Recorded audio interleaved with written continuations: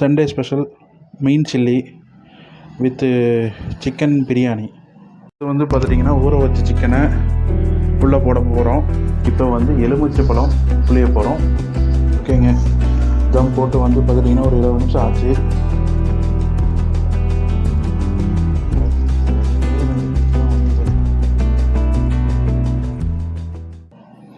Chilli போடுறதுக்கு மீனை நல்லா ஊற வச்சாச்சு. காலையிலேயே வந்து ஃப்ரெஷ்ஷாக மீன் கடைக்கு போய் மீன் வாங்கி இஞ்சி பூண்டு பேஸ்ட்டு, கார்ன்ஃப்ளவர் மாவு, தேவையான அளவு உப்பு, அப்புறம் மீன் சில்லி பவுடரு இதெல்லாம் போட்டு நல்லா ஊற வச்சாச்சுங்க. சிக்கன் பிரியாணிக்கு சிக்கனை ஊற வச்சாச்சுங்க. எந்த இதில் ஊற வச்சாக்கன்னு பார்த்துட்டிங்கன்னா தயிர், கொத்தமல்லி தூள், சிக்கன் மசாலா, அப்புறம் வந்து பார்த்துட்டிங்கன்னா இஞ்சி பூண்டு பேஸ்ட்டு, அப்புறம் தேவையான அளவு வந்து மஞ்சத்தூள் இதெல்லாம் போட்டு வந்து பார்த்துட்டிங்கன்னா சிக்கனை ஊற வச்சாச்சு. இப்படி பண்ணுறதுனால வந்து பார்த்துட்டிங்கன்னா சிக்கன் வந்து பிரியாணியில் சாப்பிடும்போது ரொம்ப சாஃப்டாக இருக்கும். பிரியாணி ரெசிபி பண்ணுறதுக்கு தேவையான அளவு எண்ணெய் ஊற்ற போகிறோம்.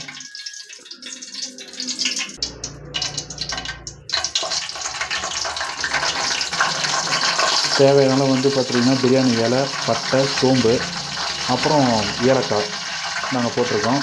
இது 1 கிலோ சிக்கனுக்கு நாங்கள் செய்யக்கூடிய பிரியாணிக்கு இந்த இது நாங்கள் போட்டிருக்கோம். அடுத்தது வந்து பார்த்துட்டிங்கன்னா புதினா இலை இந்த அளவு நாங்கள் போடணும். அப்போ தான் வந்து பார்த்திங்கன்னா பிரியாணி டேஸ்ட்டாக வரும். பார்க்க பாருங்கள்.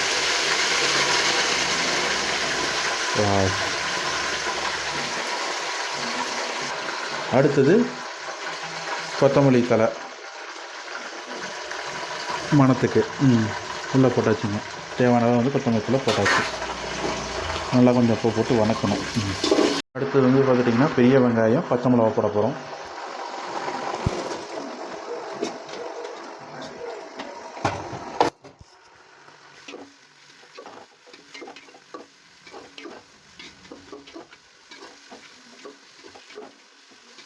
அடுத்தது வந்து பார்த்திங்கன்னா இஞ்சி பூண்டு பேஸ்ட்டு போட போகிறோம். போட்டு நல்லா வணக்க வேண்டியது தான்.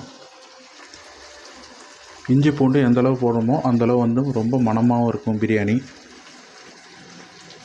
போட்டு நல்லா வணக்கிற வேண்டியது தான்.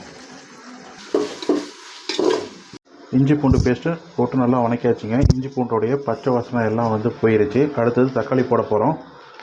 இந்த பிரியாணிக்கு வந்து பார்த்துட்டிங்கன்னா ஒரு 5 தக்காளி மீடியம் சைஸாக எடுத்து கட் பண்ணியிருக்கோம். அதான் போட போகிறோம்.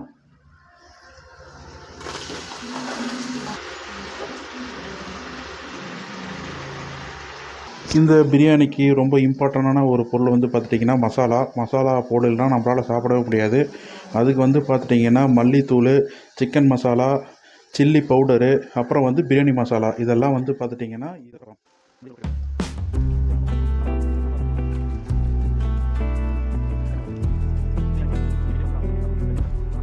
ஏன்னா நோய் எதிர்ப்பு சக்தி ரொம்ப அதிகமாக இருக்கிறதுக்கு மஞ்சத்தூள் கண்டிப்பாக வந்து அதிகமாக சேர்த்திக்கணும்.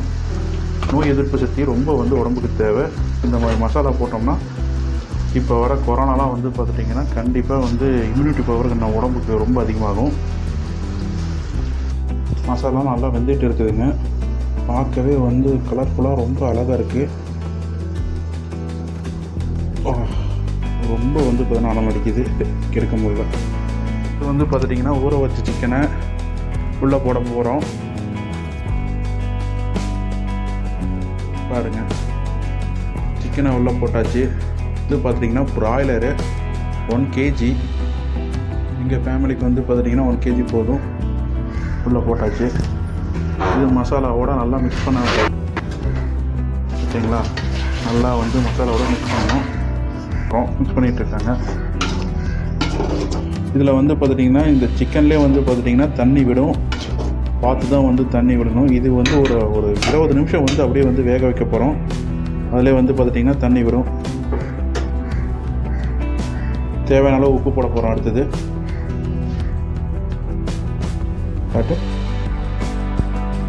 ஓகே போட்டுருங்க. தேவையான உப்பு போட்டாச்சு. இப்போவே ஒரு 20 நிமிஷம் வேக வேண்டியது தான்.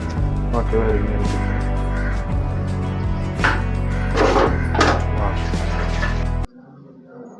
சிக்கன் வெந்துருச்சுன்னு நினைக்கிறேங்க. திறந்து பார்த்துடலாம்.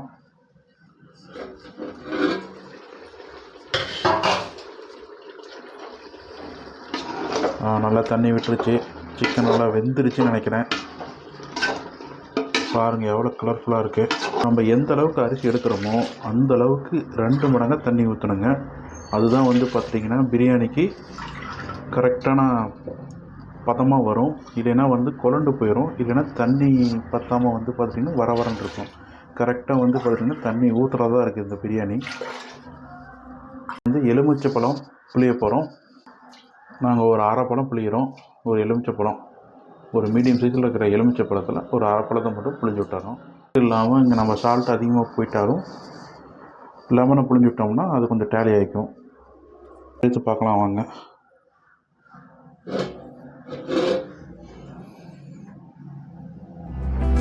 குதிச்சிட்ருக்குதுங்க, நல்லா குதிச்சிட்ருக்கு. இந்த டைமில் வந்து பார்த்திங்கன்னா நம்ம அரிசி போட வேண்டியது தான்.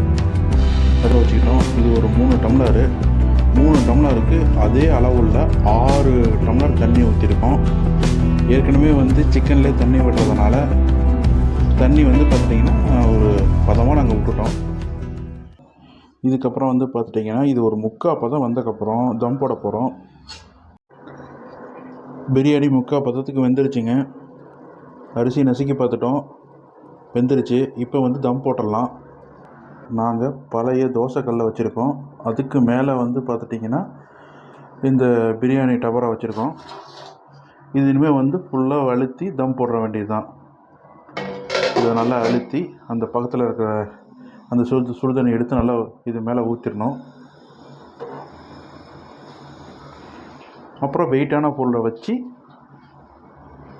ஒரு 15 நிமிஷம் மீடியம் ஃப்ளேம்லேயே வந்து வெந்துச்சுன்னா அரிசி நல்லா வந்து பார்த்திங்கன்னா பிரியாணி தம் ஆயிரும்.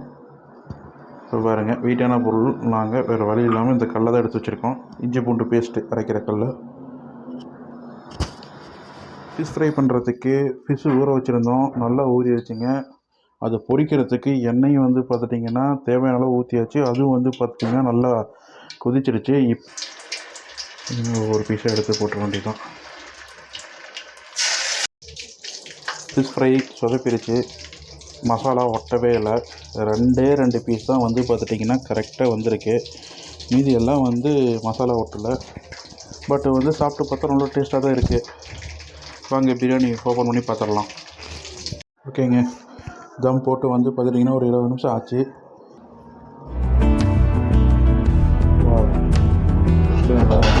நல்லா தான் இருக்குது. தம் போட்டு பாருங்கள், நல்லா வரையாக இருக்குது பாருங்கள். சூப்பராக வந்துருச்சு.